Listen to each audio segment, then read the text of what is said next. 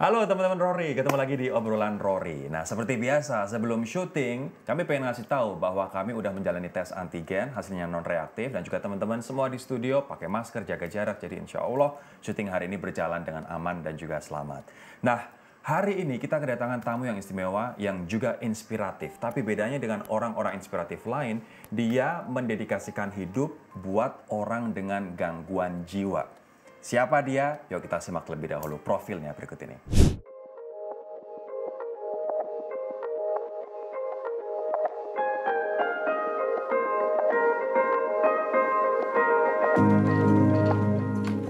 Hai teman Rory, hari ini bintang tamu saya adalah seorang YouTuber yang dikenal dengan konten-konten inspiratifnya. Ya, dia adalah Rian Kiswanto. Nah, Rian yang biasa dikenal dengan Rian TV ini merupakan seorang YouTuber asal Bandung. Ia juga dikenal karena sosoknya yang sering mengumpulkan orang dengan gangguan jiwa yang terlantar untuk diantarkan ke Yayasan ODGJ di daerah Bandung. Nah, Rian TV yang kini memiliki 4,6 juta subscriber di YouTube ini udah berhasil mempertemukan banyak ODGJ dengan keluarganya. Bahkan, mereka yang sudah berpisah selama 4 tahun, 10 tahun, hingga 30 tahun lamanya. Nah, Rian juga berencana untuk membuat yayasan sendiri untuk bisa menempatkan para ODGJ tersebut agar tidak terlantar di jalanan. Lalu, gimana ya kisah selengkapnya? Yuk, saksikan obrolan Rory berikut ini. Nah, sekarang si empunya channel Rian TV, yakni Rian Kiswanto udah ada di samping aku saat ini. Rian, apa kabar Rian? Alhamdulillah sehat. Thank you banget udah mampir di obrolan Rory. Iya, sama-sama. Rian, ini mungkin pertanyaan yang udah sering ditanyakan, tapi pasti banyak banget teman Rory yang juga belum paham. Kenapa ODGJ? Kenapa memilih concern pada ODGJ? ODGJ orang dengan gangguan jiwa. Jadi itu tuh gak boleh disebutin. Mohon maaf ya. Kita nggak boleh. Kita harus nyebutin orang dengan gangguan iya, jiwa. Kenapa ODGJ. kamu memilih ODGJ? Karena ini maksudnya di daerah di seluruh Indonesia ya, maksudnya apalagi di daerah Jawa Barat, dan Bang Rian ini kan tinggalnya di Jawa Barat. Oke. Nah di situ tuh banyak banget orang yang telantar, ODGJ gitu. Dan di situ tuh gak ada perhatian dari pemerintah gitu. Mungkin karena banyaknya gitu kan. Biasanya kan mereka kayak jadi gitu, terlantar aja di jalanan aja. Iya. Makan Biasanya, juga mungkin karena diberi warga gitu.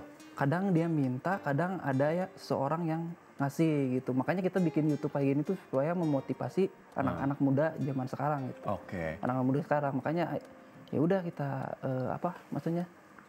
kita wawancarai gitu, kasih makan, bersihin gitu, dan banyak banget yang ketemu gitu lewat Yan, YouTube. ketika kamu nyelamatin ODGJ dan juga kamu merawat Yan, apa sih tantangan paling berat buat kamu? Tantangan banyak banget. Ada juga yang paling berkesan banget ya, paling ekstrim mungkin. Kayak diludahin udah inilah. Kalau sampai Diludahin dipukul, ODGJ itu? Diludahin. Kalau dipukul itu belum pernah. Belum pernah. Iya. Tapi diludahin udah pernah. Diludahin. Yang paling susah pengalamannya apa? Paling susah. Ibu Baby ini salah satu bintangnya di sana. Ya, Sering banget tampil ya. Oke. Aku pengen nunjukin ke kamu Rian beberapa video yang kamu juga upload di YouTube, beberapa penyelamatan orang dengan gangguan jiwa. Yuk kita lihat bareng-bareng. Ya pelan-pelan aja, pelan-pelan.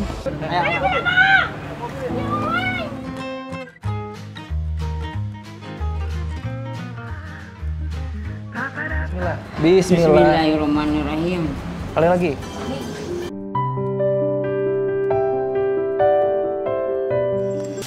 Ini cing cagernya, cing sehat aninya. Tetap anita anak emak. Lepas tahun, 10 tahun pokoknya sumber depan. Masya Allah.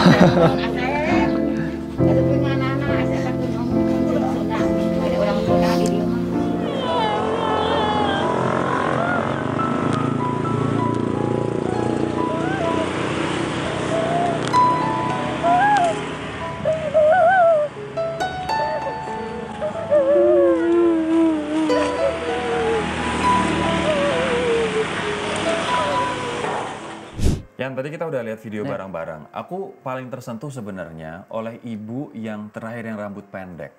Itu di judul video yang kamu upload di Rian TV, judulnya adalah Kakak Beradik Akhirnya Dipertemukan. setelah berpisah 4 tahun katanya. 4 tahun. 4 tahun. Bisa ceritain nggak soal ibu itu?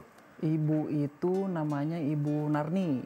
Jadi orang tuanya itu udah tua banget gitu, dan dia itu depresi gitu. Dan karena depresi itu gara-gara cowok gitu. Jadi Ibu Narni itu hartanya itu Dikuras habis, dan si cowoknya kawin lagi sama terus akhirnya di depresi. cewek, iya, Oh, hartanya udah kabur-kaburan. dikuras, terus si lakinya ternyata kawin lagi, terus dia depresi. Iya. Terus dia kenapa bisa hilang 4 tahun? Ceritanya gimana 4 awalnya? tahun itu kan dia itu sering kabur-kaburan, dan biasanya sebulan tuh balik lagi ke rumahnya. Nah yang itu yang terakhir 4 tahun nggak pulang-pulang gitu.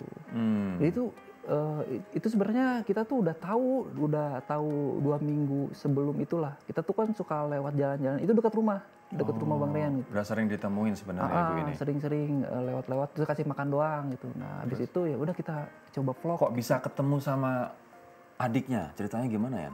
Dimasukin vlog sama kita. Dimasukin vlog, 2 hari tayang di YouTube, ada kabar adik-adiknya yang kerja di Singapura, TKI. Ya, habis itu keluarganya pada datang, rencana tuh kita mau nganterin. Cuman takutnya ini salah gitu, makanya si keluarganya mendingan suruh langsung Datang. survei gitu. Dan ternyata Ngubungin benar. kamu gimana caranya? Kita ngasih kontak ke mereka gitu. Oke, tapi mereka ngubungin kamu DM atau DM, mereka punya email, Instagram, komen gitu. Jadi ya udah langsung. baru setelah ketemu dipertemukan. yakin itu adalah anggota Yakin keluarga soalnya mereka. ciri-cirinya sama. Semuanya ciri-ciri semua sama gitu. Tapi aku penasaran deh, rata-rata para ODGJ yang kamu temuin dan kamu selamatin ini, mereka depresi kenapa ya? Kebanyakan ekonomi sama ini nih cinta nih. Ekonomi sama cinta. Ekonomi sama cinta. Ini cintanya karena ditinggal gitu. Iya. Hianati. Ya, kalau ekonomi ya mungkin kemauannya dia yang terlalu tinggi dan nggak kecape mungkin ya, jadi down mungkin jadi begitu. Oke. Terus ada juga yang ini, yang turunan juga ada. Nah biasanya yang turunan ini susah sembuhnya. Sebentar, gangguan jiwa ternyata juga bisa turunan. Ada yang turunan. Bahkan ada yang satu keluarga loh, bayangin. Pernah kita nanganin yang satu keluarga, dia itu semuanya Gangguan depresi, ODGJ. Gitu. Yan, aku juga penasaran. Ketika kamu melakukan pendekatan untuk nyelamatin ODGJ, pendekatan kamu gimana? Apa yang kamu lakukan pertama kali? Pendekatan biasanya pertama kali kita tuh kayak nurutin dulu kemauannya dia seperti apa gitu. Dan kalau misalkan si ODGJ-nya merasa terganggu gitu dan kayak ngamuk-ngamuk, ya udah kita jangan jangan terlalu dimaksain gitu. Nunggu dia tenang dulu. Tapi biasanya butuh berapa lama untuk nenangin dia? Sehari 3 jam juga bisa jadi. 3 jam bisa jadi. Yang penting nurut dulu kemauan dia. Misalnya dia tuh biasanya kalau cowok nih, kalau ODGJ cowok yang ditelantar biasanya itu kayak kopi, rokok, udah tenang. Ini kayak salah satu saipul ya yang harus dikasih kopi dulu ya? Iya, kayak treatment lah gitu kayak. Kalau cewek apa dong? Cewek biasanya paling susah tuh cewek. Paling susah cewek? Yang paling banyak yang ngamuk-ngamuk itu, yang marah-marah itu cewek kebanyakan. Kalau cowok itu tenang kebanyakan. Cowok, cewek agak kasar justru malah. Proses evakuasinya gimana? Apakah kalau misalnya kalian nunggu sampai tenang dulu atau ada kadang-kadang harus agak dipaksa biar dia mau dievakuasi? Ada yang dipaksa juga kayak Bu Baby itu kan susah banget gitu. Tadi teriak-teriak ya di video itu tapi ya? pas di yayasan dia tenang. Oke. Ada yang nunggu. Semuanya deh pernah dicoba sama kita. Nah, aku juga pengen tanya nih, sudah banyak ODGJ yang kamu pertemukan dengan keluarga. Masih ingat nggak ada berapa banyak ODGJ yang udah dipertemukan dengan keluarga ya? Lupa deh kayaknya. Saking banyaknya. Iya lupa. Biasanya apa yang kemudian mereka sampaikan ke kamu ketika mereka nonton video itu? Atau biasanya mereka gimana cara nemuin video itu? Biasanya tetangganya yang nonton, terus memberitahu ke keluarganya, entah ada keluarganya yang langsung nonton, macem-macem. Yang aku juga pengen tanya nih, ketika kamu misalnya terbukti dengan bikin vlog, kemudian nyelamatin mereka, mempertemukan ke keluarga, pernah nggak ada suara-suara yang ngatain bahwa, wah ini si Rian mengeksploitasi ODGJ buat popularitas dia? Ada nggak yang ngomong kayak gitu? Banyak banget yang pro kontra. Cuma kayak kita tuh kayak ya udah sesuai hati kita selagi kita nggak ngerugiin orang-orang kan. Dan lagian channel kita itu kan banyak manfaatnya juga gitu, dari banyak ODGJ yang terlantar ketemu sama keluarganya, dan kita ngevlog di yayasan, banyak donatur juga gara-gara nonton YouTube kita, jadi ikut bantu ke sana. Banyak yayasan yang dulunya nggak tahu, teman-teman yang nonton jadi tahu gitu, jadi banyak yang bantu gitu. Makanya kita nggak peduli. Dan biasanya mereka yang bersuara gitu juga nggak berbuat apa-apa sih. Bener banget. Tapi sekarang masih banyak. Sekarang masih banyak. Masih.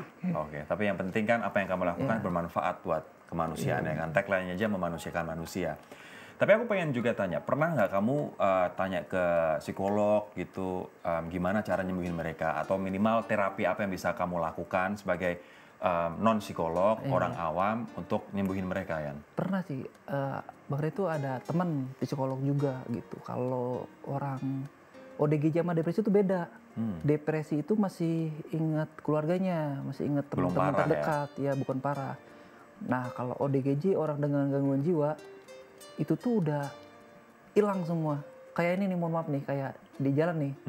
Biasanya kan ada yang gimbal, terus makan sampah, yang gitu. Nah itu biasanya ODGJ, disebutnya ODGJ. Mereka udah nggak inget apa-apa? Iya, tapi awal-awal begitu depresi dulu baru dia tuh jadi ODGJ. Jadi ODGJ. Cuman beberapa ODGJ ini ada nggak yang ketika dipertemukan dengan keluarga mereka nggak ingat sama sekalian? Banyak. Apa yang kemudian kamu lakuin? Biasanya keluarganya itu udah angkat tangan, dan keluarganya tuh udah nggak mau nerima. Keluarganya udah nggak mau nerima? Udah nggak mau nerima. Itu tuh biasanya di luar YouTube. Jadi kita tuh nggak dibikin video kayak gitu. Jadi setelah kita menemukan, terus kita anterin, terus keluarganya banyak banget itu. Tapi ini juga kisah pahit juga sih untuk kisah kita. Pahit, ada yang baik, ada yang pahit. Iya, kita lihat gitu ya. Maksudnya kamu sudah melakukan untuk menyelamatkan, ketika sudah dipertemukan dengan keluarga, ternyata keluarganya ada juga yang nggak mau menerima. Ini miris banget. Tapi thank you banget lo juga udah cerita soal sisi ini gitu. Tapi kalau misalnya beberapa ODGJ kemudian ditempatkan di rumah singgah ya, boleh nggak diceritain kepada teman Rory? Terapinya tuh kayak gimana? Minimal biar mereka lebih baik. Terapinya biasanya ini pengajian kayak gitu. Pengajian terus olahraga, terus kita sering-sering berinteraksi. Jadi kayak ajak ngobrol, ajak bercanda gitu, dan kayak sering diajak jalan-jalan. Gitu. Itu bisa sembuh mereka? Kalau sembuh itu kembali lagi ke yang di atas. Mungkin yang depresi ini kan nggak ada obatnya tuh. Cuman kayak RSJ kan cuma menenangin. Jadi obat itu cuman menenangin, nggak yakin itu bisa sembuh gitu. Tapi membuat mereka lebih baik. Iya, lebih kayak nggak 100% lah gitu. Oke. Kalau depresi insya Allah bisa deh. Tapi kalau udah ODGJ itu susah banget. Hanya Tuhan yang bisa menentukan ya. Ini jadi pelajaran penting banget sih, Yan. Kalau misalnya buat kita masyarakat ketemu ODGJ di jalan, biasanya orang ya reaksi pertama adalah takut. Kamu sempat takut nggak? Waktu pertama awal takut karena mungkin penampilannya yang kotor dan rambutnya yang gimbal, jadi kelihatan serem, padahal sebenarnya baik. Ya. Oke, kalau misalnya teman Rory ketemu ODGJ di jalan, apa yang mesti dilakukan? Ada tips-triknya nggak? Ada. Jadi jangan jangan terlalu maksain. Kalau misalkan lihat dulu ODGJ ini seperti apa nih. Kalau misalkan galak, mendingan jangan deh gitu. Dan lihat dulu karakter ODGJ seperti apa. Gitu. Oke, kalau galak jangan. Atau kalau misalnya meresahkan warga juga mending jangan didekati ya. Iya. Aku juga penasaran nih soal mereka kan biasanya setelah dievakuasi, diselamatin, ditaruh ke yayasan. Rian sendiri punya yayasan nggak? Nggak punya. Nggak punya? Tapi rencana pengen sih kayak bikin rumah singgah sementara lah gitu. Orang tua kamu sendiri setuju nggak kamu ngelakuin ini? Setuju. Apa yang mereka bilang? Malah ngedukung banget. Karena positif gitu kan, dan banyak banget yang membantu orangnya banyak banget gitu, dan hal-hal yang positifnya ini kan belum jarang banget anak muda yang ngelakuin kayak begini gitu. Mau ngedukung banget. Aku sempat lihat juga sih di YouTube kamu bahwa kamu ngasih makan, kamu ngasih donasi. Itu duitnya dari mana? Duit kamu pribadi atau ada orang yang berdonasi? Kalau duit itu dari YouTube, dan ada juga yang dari donasi. Cuman kita tuh kayak kalau misalkan ada donasi banyak banget, tapi kita tuh nggak berani nerima. Jadi kalau mau donasi ya langsung ke orangnya, langsung ke yayasan gitu. Jadi lebih efektif. Kalau misalnya bantuan dari pemerintah nih, kamu sekarang channel kamu tuh udah gede banget, 4 juta followers, banyak banget orang nonton, dan kamu udah diundang kemana-mana. Pemerintah tergerak nggak? Khususnya Kementerian Sosial deh. Pemerintah nggak ada deh. Belum ada sama sekali? Belum ada. Cuman pernah kita kayak collab gitu. Dan kalau misal soal bantuan itu urusan pemerintah sama pihak yayasan mungkin. Oke, tapi kalau dari Kementerian Sosial misalnya, pernah reach out ke kamu nggak? Kementerian Sosial belum. Tapi sempat ini Wakil Gubernur Jawa Barat Pak UU ya, waktu itu kita meeting bareng gitu. Rencana itu kita tuh mau bikin rumah singgah buat ODGJ. Dan kalau misalkan di Jawa Barat itu kan belum ada. Kalau OT orang telantar itu ada di Jawa Barat. Nah yang lebih utama itu kan rumah singgah buat ODGJ. Karena apa? Karena ODGJ itu takutnya membahayakan dirinya dan membahayakan orang lain. Dan di Jawa Barat tuh ODGJ itu rumah singgah belum ada. Sekarang itu lagi diproses, kayak dibikin lah gitu rumah singgah buat. Ini kayaknya juga untuk teman-teman yang mungkin dari instansi pemerintah ya, ya mungkin bikin misalnya bantu-bantu atau pengen nyumbang, bisa juga loh nyumbang melalui Rian dan juga Rian TV untuk nanti kita bantu mewujudkan Rian bikin yayasan buat ODGJ. Gitu. Amin. Sekarang aku pengen tanya ke Rian, ini adalah foto-foto para ODGJ yang Rian selamatin. Aku pengen tanya, ini siapa ini? Bu Baby. Bu Baby. Oh udah lama banget. Ini yang kamu bilang paling galak itu tadi? Paling galak, dia suka ngeludahin dan suka bilang apa, kata-kata binatang tuh keluar dari semua, dia. Makanya dipanggilnya Bu Baby. Keunikan dari Bu Baby apa bro? Keunikannya dia tuh kayak apa ya, dia tuh ini ngerajut, dia bisa banget. Bisa? Ngerajut sama bahasa Arab. Wih jago. Dia bisa jago. Bahkan saat ini masih bisa itu bahasa Masih Arab? bisa. Oke. Masih bisa. Sekarang Bu Baby gimana kondisinya? Kondisinya sekarang di yayasan. Di yayasan, udah lebih baik? Dia tuh nggak ada keluarganya. Udah lama banget tapi nggak ada informasi dari keluarganya. Tapi kondisinya udah lebih baik bro? Lebih baik. Daripada pas kamu temuin dulu? Iya. Oke. Dan rajin banget nih. Paling rajin pokoknya. Udah rajin ngapain? Kayak nggak nyusahin orang. Nggak nyusahin Jadi orang, nyuci semuanya itu masak. Dia sendiri. Tapi buat dia sendiri gitu. Oh ya, mandiri lah ya? Mandiri. Umurnya berapa Bu Baby? Umurnya kira-kira berapa ya ini? 40? 50? 60-an deh kayaknya. Wah 60? Wah awet muda juga Bu Baby. Enggak tahu deh kayaknya kita. Ngarang kamu ya. Ya udah ntar habis ini tanya Bu Baby umurnya berapa ya. Sama mungkin bisa masakin buat kamu nanti. Oke, gambar kedua yuk kita coba. Ini Pokna. Siapa? Pokna. Pokna. Pokna tuh sebenarnya ini bukan depresi. Dia itu karena obat-obatan. Dan dia itu direhab sebenarnya, jadi nggak depresi. Jadi drug maksudnya dulu. Oke. Iya. Jadi dia direhab, tapi sebenarnya tidak ada gangguan jiwa sama sekali bukan Pokna.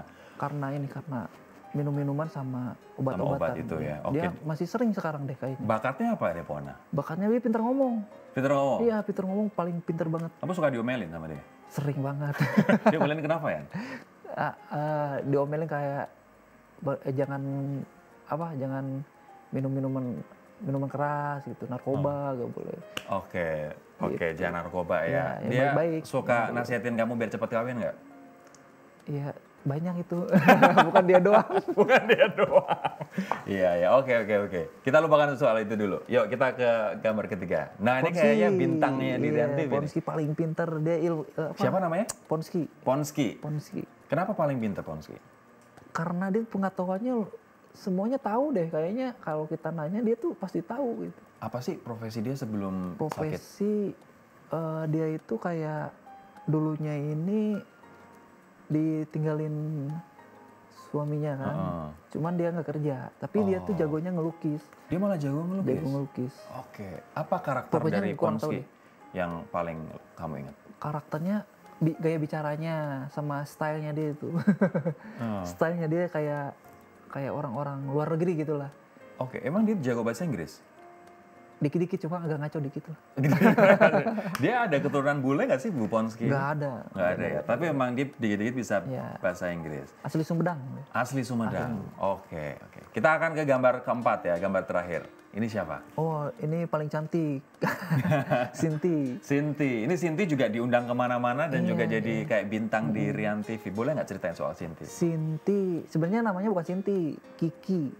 Cuman dulu waktu pertama kali ketemu sama beliau, dia pengen dipanggilnya Sinti, makanya viralnya namanya Sinti. Waktu itu di yayasan itu kita itu waktu lagi kegiatan ngevlog dan dia itu nggak ada identitas, nggak ada keluarganya, gitu. Nah, habis kita vlogin viral dan ketemu sama keluarganya. Ketemu sama keluarganya, tapi dia nggak pulang ke keluarganya. Waktu itu keluarganya belum siap. Oke. Belum siap buat menerima kembali. Ya udah di rehab dulu yayasan sebentar. Oke, dan justru malah sekarang jadi artis nih. Jadi seleb nih di Rian TV nih. Dan ini tuh keluarganya sekarang kan ibunya baru meninggal dan semua keluarganya itu udah angkat tangan ngadepin ini Sinti karena Sinti kadang kabur-kaburan. Nah, itu yang bahaya itu kabur-kaburan. Bro, kalau misalnya di dunia ini aku pengen tanya ya. Tinggal ada 4 perempuan tadi. Oke, kamu milih yang mana? Milih semuanya deh kayak. Nggak bisa dong. Masa milih semuanya? Milih salah satu aja. Salah satu, Ponsky deh. Ponsky, oke. Alasannya kenapa Ponsky? Dia itu paling baik banget. Tapi itu tuh ada nilai-nilai pelajaran yang bisa didapat dari dia gitu. Oke. Tapi mungkin kagak Rian nanti misalnya pacaran sama salah satu pasien ODGJ? Ini pertanyaannya sulit banget nih. Gak tau ya, kenapa ya? Kalau jodoh ya nggak apa-apa. Gitu. Tapi nggak masalah. Kalau misalnya jodoh nggak masalah. Nggak masalah kalau jodoh ya kita nerima. Oke, mungkin ada pesan-pesan nggak yang ingin kamu sampaikan ke teman Rory, ke pemirsa di luar sana soal ODGJ? Pesan-pesannya apa ya? Jadi buat anak muda semua kita belajar dikit-dikit memanusiakan manusia. Itu aja sih. Jadi kalau manusia-manusia kan tuh kayak jarang banget gitu kan. Betul. Jadi ya pesan-pesannya ya kita bareng-bareng aja gitu kan. Ngajak banget. teman-teman insan muda gitu ya di rumah memanusiakan manusia. Termasuk orang dengan gangguan jiwa. Tapi aku dapat banget pelajaran dari Rian bahwa kita jangan pikiran kita tertutup stigma bahwa mereka adalah orang yang nggak baik, mereka adalah orang yang nggak benar, mereka pun sama seperti kita dan mungkin karena mereka menghadapi masalah yang begitu berat, dan mereka depresi sehingga berlanjut ke gangguan jiwa. Harapan kamu buat pemerintah soal ODGJ, bro? Buat pemerintah ya mudah-mudahan banyak ODGJ, khususnya ODGJ yang terlantar di Jawa Barat, dimanapun gitu. Mudah-mudahan banyak yang bantu dan banyak yang nggak terlantar di jalanan.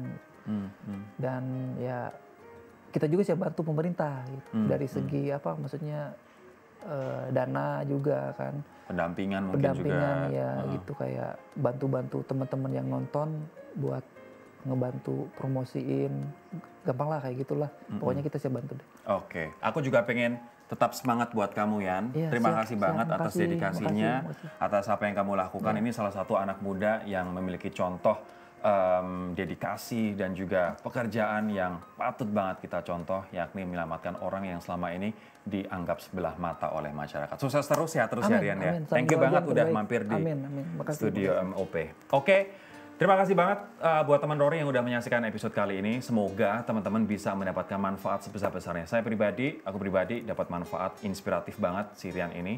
Tapi teman-teman juga semoga bisa mendapatkan inspirasi. Kalau misalnya teman-teman nggak memilih misalnya untuk menyelamatkan ODGJ, coba deh pikirkan apa yang bisa kita lakukan untuk kita berbuat baik ke orang-orang di sekitar kita. Karena banyak banget orang yang membutuhkan bantuan di sekitar kita.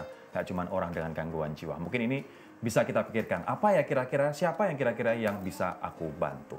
Oke, thank you banget dan jangan lupa support terus obrolan Rory dengan cara subscribe, like, dan juga komen serta share konten-konten inspiratif di YouTube MOP Channel. Jangan lupa juga untuk download aplikasi MOP Lovers nih, udah ada nih di Play Store bagi pengguna Android, tapi bagi pengguna iOS sabar dulu, nanti OTW aplikasinya untuk teman-teman download. Follow juga sosial media kami di Instagram @obrolanrory.mop dan tentu saja @MOP Channel tentunya. Saya Rory Asyari, thank you banget teman Rory udah nyasiin episode ini. Kita ketemu lagi di episode berikutnya. Bye-bye. Thank you, bro. Siapa mantap sih? banget. Tapi yang jelas tadi aku senang banget sih soal Ibu Baby yang itu yang paling galak.